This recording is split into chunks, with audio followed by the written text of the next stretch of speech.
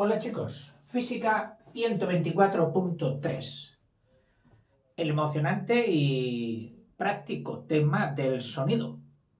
Bueno, creo que en el último vídeo inicié ya lo que es la reflexión de las ondas sonoras.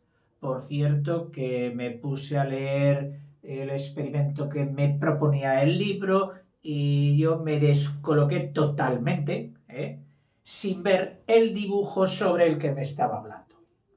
Y luego ya todo lo pasado, cuando vi el... Dije, pues está muy claro, claro. Trataba de demostrarnos la reflexión del sonido mediante un experimento muy simple, pero que a mí se me complicó por falta de la imagen. En una probeta decía que es este aparato que se utiliza, bueno, aparato, no recipiente, que se utiliza mucho en química para medir el volumen de líquidos. ¿eh? Y aquí suele estar acompañado de un piquito para echar mejor los líquidos de uno a otro. Bueno, pues nos proponía que metiéramos aquí en el fondo un reloj. ¿eh? Un reloj. Con ese tic-tac, tic-tac. Y entonces, lógicamente, las ondas sonoras no atraviesan fácilmente la pared de vidrio o plástico duro de la probeta y pues tienden a salir por el único lado que tienen, que es por ahí arriba. Clink, clink, clink, clink, clink, clink, clink, y salen aquí. A partir de aquí, sí, experimentaría ya un ensanche, que esto me parece que era el principio de Huygens o algo así para otro tipo de ondas, pero que bueno, ya lo estudiaremos. La verdad es que si pones la oreja aquí, así, clic, sí que se oye y que bien se oye, ¿no? Pero si la pones aquí, ¿eh? Si la pones aquí la oreja, pues apenas se oye. ¿Por qué? Porque la onda, pues, ha seguido más bien direccionada, en el sentido que tú la has conducido. Pero, si pones aquí una superficie brillante, brillante, pulida, que al chocar la onda rebote claramente, porque cuando la superficie no es pulida, profe, no, es que esto es lo que se vería con un microscopio de una superficie no pulida.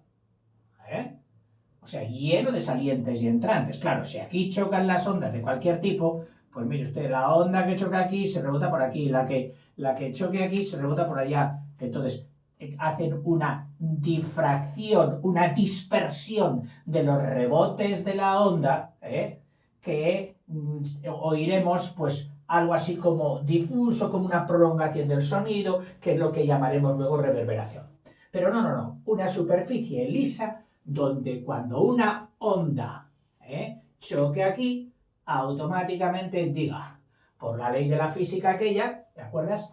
Que el rayo incidente, que es esta es la perpendicular a la superficie, lo que normalmente llamábamos normal, que es sinónimo de perpendicular, y entonces decíamos, el ángulo de incidencia de la onda incidente con la normal tiene que ser igual al ángulo reflejado. Al ángulo reflejado. Este era el rayo I y este es el rayo R reflejado. Entonces, este rayo vendría aquí, y si tú aciertas, lógicamente vas intentando ahí a ver dónde se refleja mejor, y lo oyes perfectamente. Quitas el espejo, ya no lo oyes apenas. Evidentemente te está diciendo que el sonido, las ondas sonoras, se reflejan. Y como consecuencia de esta reflexión de las ondas del sonido, el fenómeno más característico y más usado y más estudiado posiblemente sea el de el eco. Porque ese fenómeno tan bonito y pintoresco de ponerte delante de una montaña y gritar ¡Hola! Y al cabo de un ratito oyes ¡Hola, hola! Que el eco te devuelve la voz. Bueno, pues ese fenómeno del eco tiene aplicaciones técnicas muy importantes, como vamos a ver. Primero vamos a ver el eco más sencillo. El eco más sencillo. Mira, te pongo pues de mis vivencias. ¿De qué te voy a poner? Pues, mira, yo uno de los deportes que más he disfrutado ha sido el del básquet, incongruentemente con mi gran estatura. Pero me divertí mucho. Y además, hasta edades ya, a los 50 y pico, casi 60, todavía seguía jugando a básquet. Me daban mucha caña, me daban muchos palos, pero yo disfrutaba enormemente. Y jugaba en una cancha,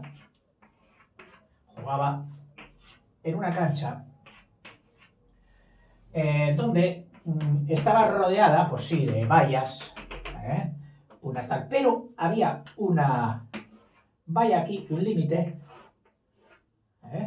y luego ya era otro tipo. ¿Qué ocurría?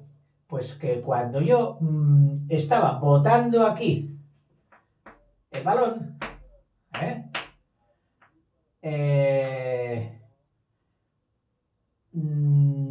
a ver, primero me voy a poner aquí. Cuando yo estaba aquí botando el balón, antes de entrar a canasta, pues yo oía el ruido del bote, porque algunas veces subía solo.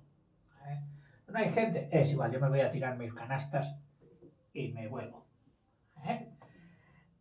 Pues el rebote del balón, yo lo oía pues en el suelo. Plom, plom, plom. Cosa curiosa. Pero cuando me alejaba un poco más, botando por aquí, cosa curiosa que oía, además del ruido del balón en el suelo, oía eco. Y es que este sonido, desde aquí, había ido avanzando, porque sabes que avanza esféricamente en todas las direcciones. La propagación del sonido es en plan esférico, no en el plano ni lineal solo. Es longitudinal, sí, eso no tiene que ver para que su propagación sea en ondas esféricas. Esas ondas esféricas habían llegado a esta pared y como era lisa, no escabrosa, bastante lisa, producía la reflexión y la onda reflejada llegaba a mi oído. Y entonces yo primero oía el bote directo a mi oído y luego oía el sonido reflejado. Se había producido eco. Bueno, pues vamos a deducir de aquí. ¿Por qué a esta distancia se daba y a esta distancia no se daba? Pues por lo visto, resulta que, sabiendo que el sonido permanece en mi cerebro, en mi sensación del sonido, permanece una décima de segundo, cuando ya había pasado esa décima de segundo, que yo ya no oía el directo, volvía a oírlo. O sea que el tiempo que había invertido en ir y volver era mayor de un segundo. Al segundo desaparecía, se me borraba la audición directa y entonces tenía la apreciación de otra audición que me llegaba, de otra onda que me llegaba, que era la del eco. Bien, sabiendo que la velocidad del sonido es de 340 metros por segundo, pues tú dices, ¿qué longitud ha recorrido en una décima de segundo? Es decir, en el umbral de oír el eco o no oírlo. Pues en una décima de segundo, si son 340 metros cada segundo, en una décima de segundo serán 10 veces menos. 10 veces menos de 340 son 34 metros. O sea que en ese momento en que yo paso de no oír el eco a oírlo, suponiendo que fuera el sonido habría hecho ida y vuelta. En total, entre esta ida y esta vuelta, tenía que haber recorrido 34 metros. Como se supone que esta distancia, es lógico, sea la misma de ida que la misma de vuelta, ¿qué distancia había entre mí y la pared de mi experimento? Pues la mitad de 34, 17 metros. O sea, si yo botaba el balón a los 17 metros, prácticamente se fundían los dos sonidos y me parecía como un sonido mío un poquito prolongado, pero solo un sonido. A mi cerebro le decía, solo hay un sonido. Ahora, si yo me alejaba un poquito más, entonces la percepción directa habría cesado. Como este ya no iba a tardar 0,1 segundo, sino un poquito más de 0,1 segundo, qué sé yo, pues 0,11 segundos o 0,12 segundos, entonces ya habría dejado de oír el directo y ¡pum! Uno nuevo. ¿Cuál? El eco.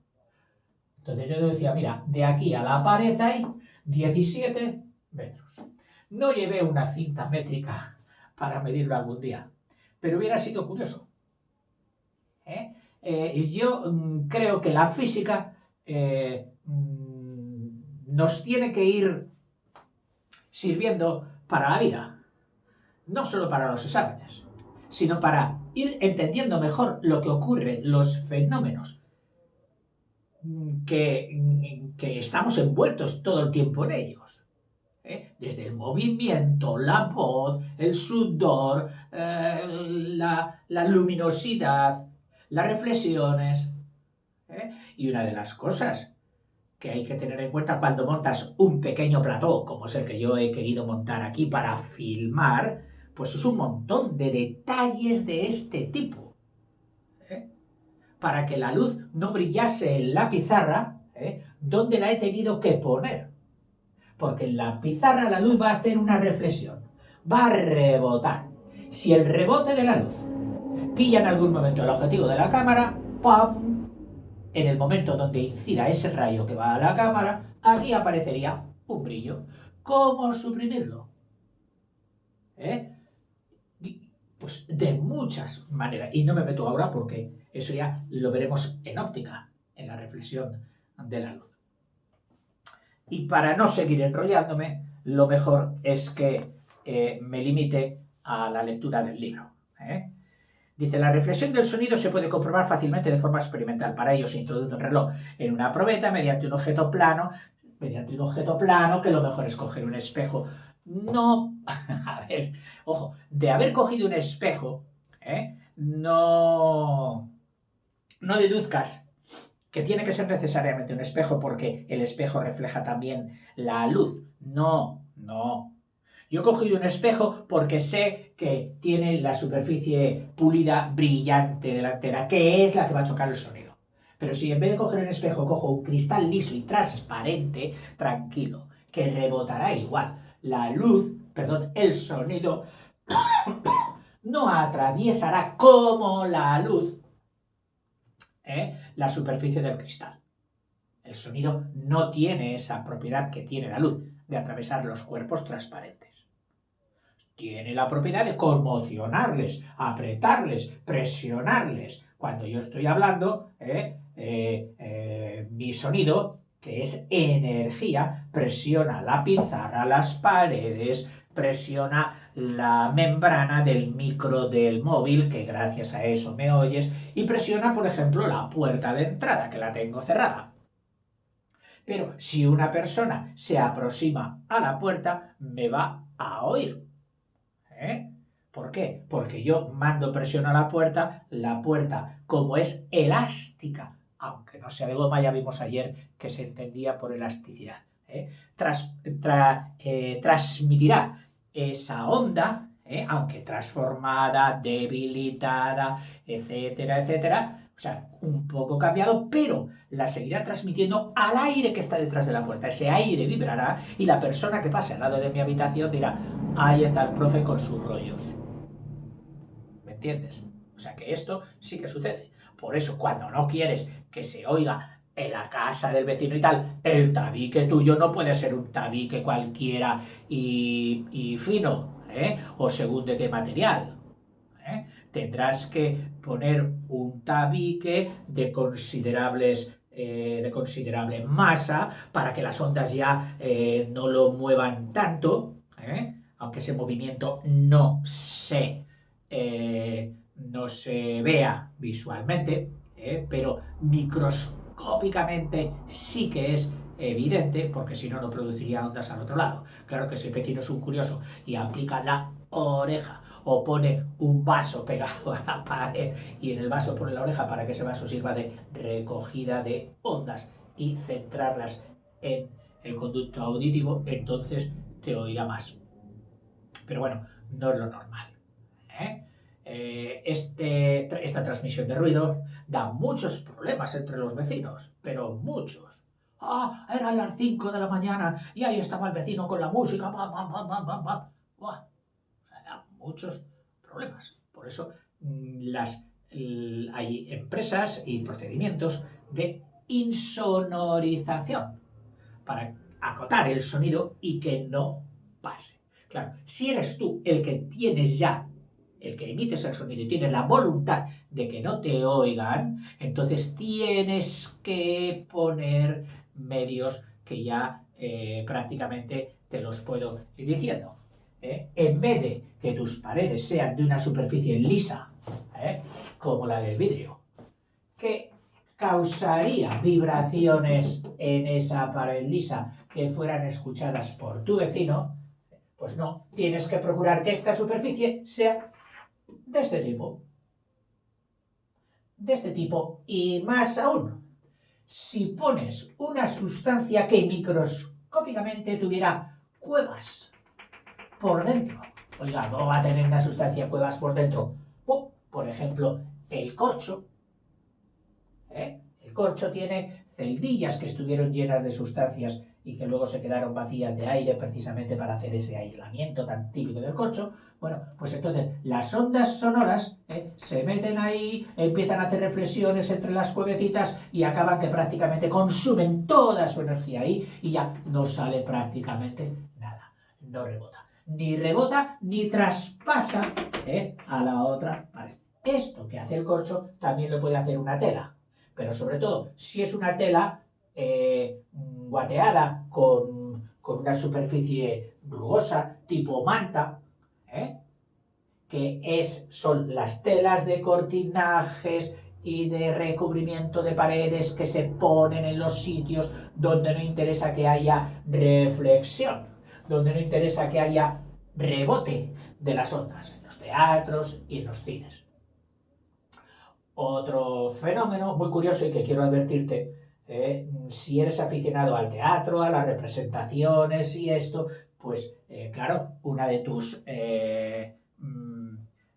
pretensiones es que oigan bien todo el público hasta el último rinconcito de atrás del teatro, que oigan a tus artistas, a tus cantores o a tus actores.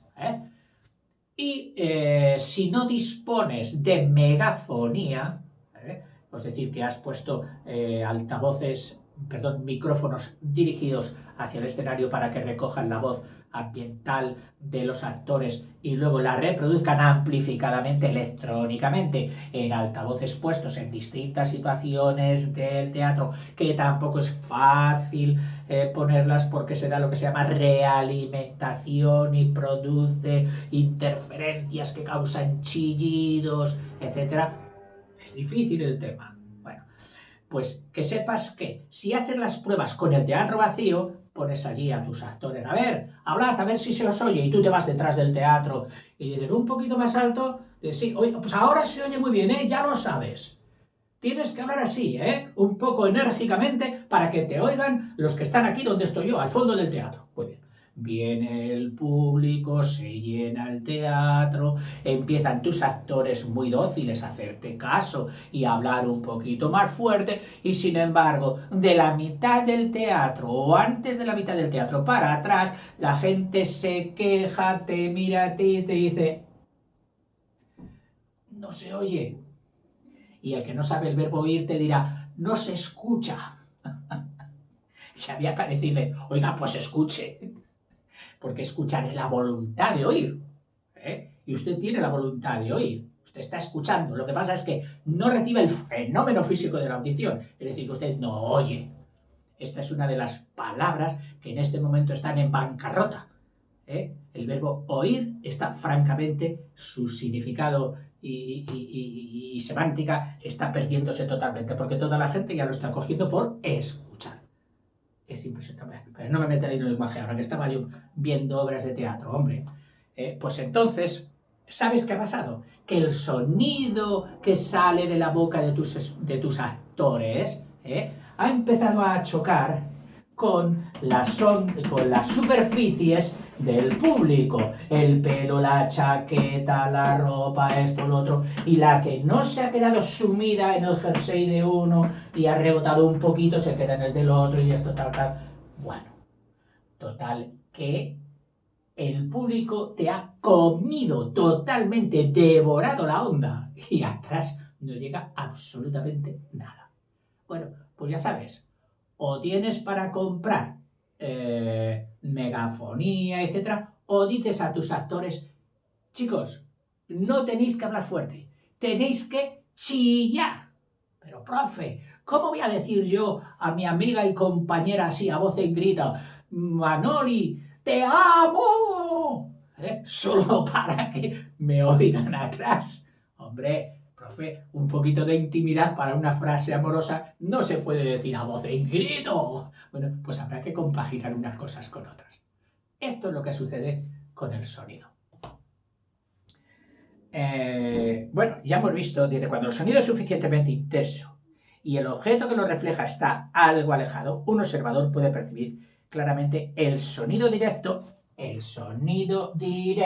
y luego el reflejado. Este fenómeno se llama eco. Nuestro oído puede diferenciar un sonido de otro si el intervalo de percepción es superior a 0,1 segundo, es decir, a una décima de segundo. Como en un segundo el sonido hace un recorrido de 340 metros, en una décima hará la décima parte, es decir, 34. Es decir, que la distancia de ida, la de su 1, más la distancia de vuelta de su 2, han de ser mayores de 34. O sea, distancia su 1 más distancia su 2 han de ser mayores que 34 metros. Y a partir de ahí se hará el eco. Tengo aquí algunas cositas apuntadas. Una que, por cierto, no te dije ayer, y era que las frecuencias que el oído humano puede recoger iban desde 20 vibraciones por segundo hasta 20.000 vibraciones por segundo, es decir, 20.000 hercios. 20.000 hercios o 20 kilohercios. Bien. Aunque no están muy de acuerdo los libros, y unos te ponen de 15 a 30.000, otros, o sea que hay oscilaciones. Pero también te dije que eso también dependía a veces, no solo ya del oído del hombre, que te dije que cuanto mayores nos hacemos vamos perdiendo los graves, y vamos poniendo los agudos. Yo en la tele de casa lo que he hecho, como ya los graves los tengo un poquito por ahí, pues me he metido en la regulación del sonido, y donde ponía agudos lo he subido un poquito, y donde ponía graves digo, pues ¿y para qué los quiero? Digo, hasta los puedo quitar. Claro que también podría haber sido subido los graves, pero entonces forman resonancia. Tienes que compaginarlo, claro, porque también, según la habitación donde estés, los sonidos agudos pueden causar pequeños rebotes que llegan y reverbera, y al reverbera te hace el sonido como más prolongado y te impide la nitidez, que es lo que buscas tú. Bueno, en fin, lo que sí tenéis que tener claro es que el capítulo sonido es de una complejidad enorme, como casi toda la física en general, y que hay multitud de aparatos, de tecnología, de técnicos, de ingenierías, todas sobre el sonido. Mira, del eco, y del eco pintoresco, y del eco del profe de básquet, en fin, se pasan a otros ecos más serios. Por ejemplo, mamá, ¿de dónde vienes? vengo y me he hecho una ecografía. Y tú dices, ¿y esto tendrá que ver con el eco? Sí, una ecografía. Pues son el eco que producen unos ultrasonidos. Es decir, unos sonidos que tu oído y el mío no los oye, pero los produce un aparato. Esos ultrasonidos tienen capacidad de penetrar en los cuerpos elásticos, y el tuyo y el mío evidentemente son elásticos. Entran y claro, no es lo mismo la superficie de un riñón que la superficie del músculo de al lado, que la superficie tal. Son masas. Entonces, en cada superficie de distinta densidad obtiene una reflexión diferente. Esas máquinas, concienzudamente hechas y por científicos, son capaces de distinguir las ondas que rebotan de un cuerpo de determinada dureza al otro, tal, y acaban convirtiendo esas ondas de rebote electrónicamente, las acaban convirtiendo en luz, y la luz en foto, en grafía, en grafo, en dibujo. Ecografo. El eco, el rebote de ondas sonoras, sí, sonoras, pero no del intervalo audible para nosotros, sino de ultrasonidos. Mira, precisamente la reflexión de las ondas, claro, y de los movimientos ondulatorios, no solo ocurren con el sonido y en el medio aire, ocurren también, hemos dicho, en otros campos, como en el campo magnético, en el campo eléctrico, en el campo gravitacional. Y entonces también se da en ellos el fenómeno de la reflexión. Por ejemplo, el radar es de ondas electromagnéticas, de misma naturaleza que la luz, pero con otras frecuencias. De las ondas de radio, pero con otras frecuencias. Bueno, pues el radar era aprovechar el eco, es decir, la reflexión que estas ondas electromagnéticas emanadas de un emisor salían, chocaban contra el submarino enemigo y devolvían el eco contra ese submarino. Entonces, mediante varias ondas emitidas con distinta frecuencia y desde distintos sitios, siempre que te permitiera el aparato emisor estar en uno o en otro, ellos recogían los rebotes, las reflexiones y montaban un sistema de montaje de esas reflexiones para que te dieran el lugar. Es decir, triangulaban de alguna manera esas emisiones hechas, y tú sabes que por trigonometría, sabiendo los ángulos, los tres ángulos de un triángulo, podemos, y solo un lado que tú te reservabas dentro del barco, por ejemplo, del barco de aquí a aquí, el sonido que iba, volvía y aquí había rebotado contra el submarino, pues estos ángulos ya te servían para saber esta distancia y colocación del submarino. Poderlo atacar, poderlo evitar, lo que fuera. Ese fue el invento del radar. Ya sabes que tuvo muchísima importancia en la guerra, cuando su fuerza impresionante eran los submarinos, e Inglaterra y los aliados descubrieron el radar. Hoy el radar se utiliza para todo, hasta por ponernos multas en la carretera.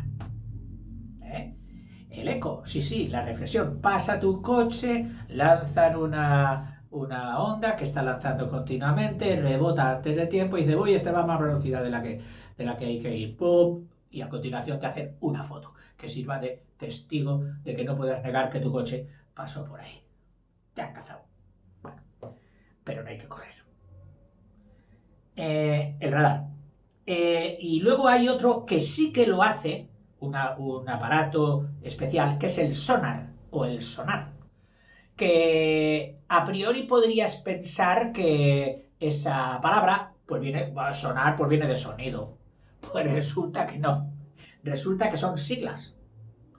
Y son siglas, como casi siempre, pues de palabras inglesas. El so es de la palabra sound, sonido, la N era de navigation, es decir, de navegación, la A era de audición o audición, y la R era de ranging. Hicieron siglas con la palabra sonar. En mi inglés fabuloso, entre comillas, pues sería sound, navigation, audition, ranging. Bueno, cosas curiosas que sirven para hablar con los amigos. Pero ese sonar, pues ¿qué hace?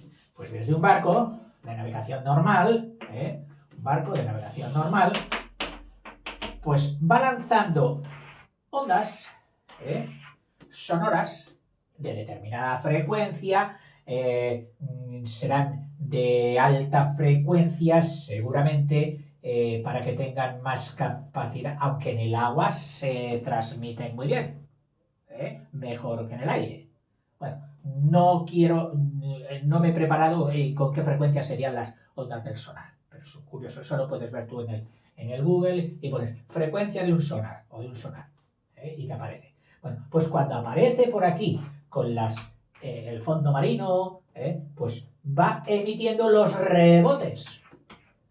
Recogen y entonces el capitán del barco sabe cuál es la profundidad constantemente. Unos aparatos de detección y de vigilancia van marcando, y en el momento en que el capitán ha dicho, oye, cuando estemos por aquí ya avísame. Entonces aquí se enciende la luz roja, se enciende una sirena, un pilotito o lo que sea. Este sonar, también lógicamente más detallado, pues puede servir para encontrar pecios, es decir, barcos o utensilios o máquinas hundidas, que pueden tener un valor histórico, arqueológico, porque lo mismo que en la ecografía, en la barriguita de la mamá donde se veía el nene, o te veías tú, pues aquí, también en la barriga del mar, son capaces de ver los pecios, sí, que así se llama todos los cuerpos sumergidos que son extraños al mar. Pecios. Qué cosa más curiosa, ¿eh? O sea, peces son los que van nadando. Las sardinitas y tiburones. Pero pecios son los que están ahí caídos. Desde un transatlántico como el famoso Titanic, hasta una ánfora romana o unas monedas de un galeón español que se hundió, etc. Bueno, hay muchas películas sobre buscadores de tesoros. Yo creo que podemos hacer ahora un acelerón, a ver si lo conseguimos. La reverberación. O sea, hemos visto el eco, ahora sería reverberación, que ya te he adelantado también. Hay veces en que está el sol de la tarde, en verano, pegando fuerte todavía contra una pared, y tú pasas a distancia de la pared y no notas notas solo el sol directo que viene. Pero si te acercas a esa pared, además de notar el sol directo que te pega por aquí, estás notando una radiación calorífica que sale de la pared y, uff, madre mía, esto parece un horno. Efectivamente, el sol, la luz, ha calentado la pared y de ahí están saliendo ondas. En este caso son electromagnéticas, son caloríficas, no son sonoras. Pero esto mismo sucede también con las ondas sonoras. Y eso se llamaría la red. Y cuando el sonido se produce en una sala o recinto cerrado, se produce una serie de reflexiones sucesivas en las paredes y objetos que da origen al fenómeno de la reverberación. Tú seguramente que aquí el micro del móvil no recoge reverberación. ¿Por qué? Porque las distancias son muy cortas. Esta habitación es pequeña y además está llena de cachivaches. Si la vieras, pues empezando por las cortinas, que esas no se pueden quitar, pues luego está el ordenador, la fotocopiadora, los libros, estanterías, algún trofeillo de los hijos, cuadros que han colgado por aquí, etcétera. Hasta un perchero con chaquetas y todo eso se come la posible reflexión, impide la posible reflexión, por lo tanto no habrá reverberación. El tiempo de reverberación es tanto mayor cuanto menor sea la absorción del sonido. Si aquí todas las piezas que hay fueran de superficies pulidas, brillantes y duras, entonces se causarían esas pequeñas reflexiones que todas sumadas harían como una prolongación del sonido. El eco no, porque no hay 17 metros. Si no hay 17 metros de distancia para que se produzca el eco, eso no. Pero la reverberación sí. Tú entras en una casa vacía, tus papis quieren cambiarse de casa y dicen, oye chico, ven a ver la casa nueva. Y entonces la casa nueva todavía no tiene muebles, te la entras, te la está enseñando el encargado, y tú cuando hablas notas como si las palabras tienen una prolongación especial, un sonido especial, y es porque la casa está vacía. Y entonces las paredes rebotan. Que conste que los constructores, los técnicos de la construcción, examinan también muy bien los materiales para que no hayan esas reflexiones molestas. Y no es lo mismo un cemento que otro cemento, un yeso que otro yeso, el trabajo o la aplicación del yeso de esta forma o de la otra, y todo interviene en la reflexión y en la reverberación. En las salas de música interesa que el tiempo de reverberación sea el menor posible, porque si no se te mezclaría lo de la nota del violín que acaba de dar con la que está todavía resonando, rebotando y reverberando en las paredes cuando ya está atacando el piano con otra melodía. Sería un caos. Claro, ya para empezar, la gente, el público ya impide mucho la reverberación, pero además en estos teatros juegan incluso con la forma del teatro. Y hay quien hace las paredes y mira, este teatro, anda, no tiene el techo plano, han hecho el techo así, o han hecho el techo así, y han hecho el angular, y las paredes, en vez de ser paralelas, las han hecho confluyentes hacia el escenario o al revés. Y todo esto el técnico de sonido, o el técnico, el arquitecto que diseña el teatro, ha estudiado estos fenómenos y en el teatro trata de impedirlos. Al revés de cuando se hace una emisión en campo abierto, es decir, al aire libre. Aquí está el señor subido en el escenario con su guitarra, cantando, quiere cantar sin micro, y para que sus ondas lleguen al público, ha dicho, bueno, a ver, mis ondas se producen esféricamente y al público solo le van a llegar las que lleguen por aquí, al público. ¿Y todas estas se pierden? Oye, pues voy a hacer que no se pierdan. ¿Cómo las recojo? ¿Con qué? Sí, con la mano. No, hombre, mira, con superficies, me pongo detrás así, una superficie puesta aquí, de forma que cuando rebote de mi guitarra una onda, pues mira qué hace. Plum, sale hacia el público. Y cuando rebote una onda, sale hacia el público. Y cuando sale hacia el público. Y por aquí, detrás de la pérgola, que así se llama, pues prácticamente no se retransmitiría ya o no se transmitiría el sonido. Estas pérgolas, que los encontraréis en parques y en otros sitios, sobre todo cuando no estaba muy extendida la amplificación electrónica. Es decir, no sé, era difícil todavía y eran caros y costosos los equipos de sonido. Hoy no. Hoy con los equipos de sonido pueden prescindir de pérgolas y te montan unos ambientazos de sonido espectaculares. De esta forma, a los auditores solamente llegará el sonido directo, pues no existe apenas reflexión con estas formas y recubrimiento de las paredes. Los edificios públicos están diseñados de tal forma que el tiempo de reverberación corresponda al empleo que se les destina. En una clase, pues oye, las paredes tienen que estar así o esto o otro.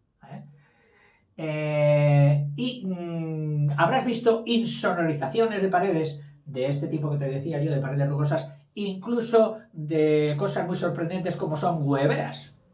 Las hueveras, que están hechas de cartón prensado, para poner ahí los huevos, pues ese cartón ya es muy poroso, es decir, que el sonido es capaz de meterse por dentro y perder ahí energía para no rebotar. Pero además, sus superficies curvas, pues hace que los sonidos que reboten entre ellos y pierdan esa energía y no causen reflexión, eco o reverberación, como en este caso. El corcho, desde antiguo, ha servido para esto.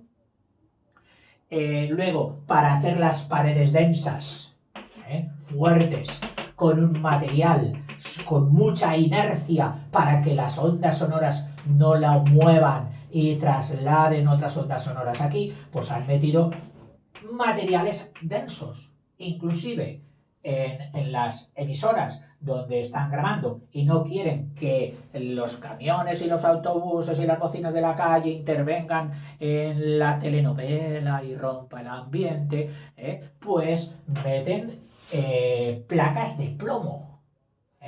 Sobre todo cuando no tenían en cuenta que el plomo tiene también un cierto grado de radiactividad por el que ha sido pues prácticamente borrado de estas funciones.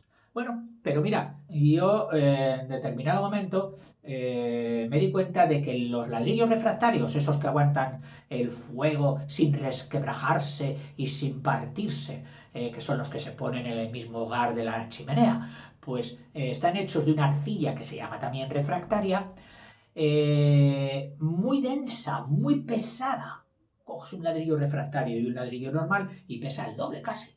Bueno, pues si tú quisieras hacer, mira, es que voy a poner el baño aquí y a la otra parte está la habitación de la niña y no sé qué, para que no oiga la cisterna y todo esto, este tabique, en vez de hacerle de jero, o sea, de ladrillo hueco, porque el aire también embebe mucho las radiaciones. O sea, donde hay aire hay gran aislamiento.